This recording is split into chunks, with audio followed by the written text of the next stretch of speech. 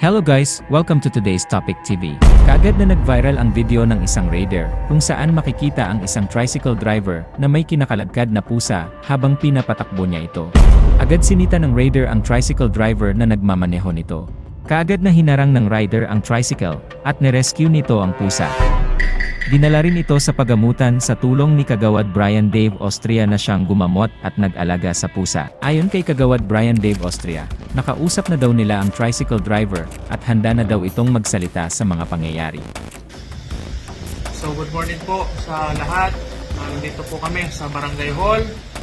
Kasama po ang aming punong barangay, Cap Nemesio Perez. At isang kagawad na nandito rin ngayon, Kagawad Marlon Lambino. At ang inyong lingkod, Kagawad Brian Dave Austria. So ngayong araw ay nakausap po namin ang isa sa mga nakuhanan ng video kahapon regarding po doon sa pusa. So ngayong umaga, maririnig nyo ang kanilang panig at ang kanilang mensahe sa publiko. Ako po si Jun Mendoza, 71 years old.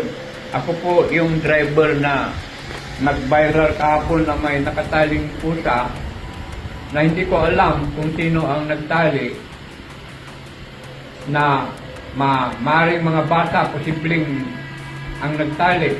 Humingi ako ng paumanhin dahil sa kaina ng aking pandinig na hindi ko alam na may pusa nakatali sa likod ng aking tricycle.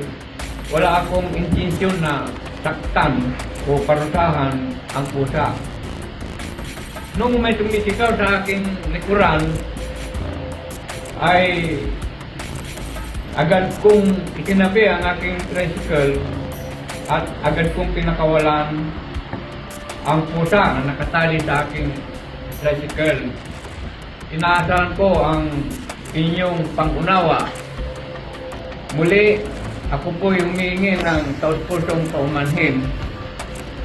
Maraming salamat po sa inyong pangunawa. Ang pahayag naman na ito ni Tatang ay taliwas sa sinabi ng raider sa tanong niya na kung ano ang ginagawa niya sa pusa, dahil ang sabi raw sa kanya ay itatapon. Boss, anong ginagawa mo dyan sa pusa? Ano?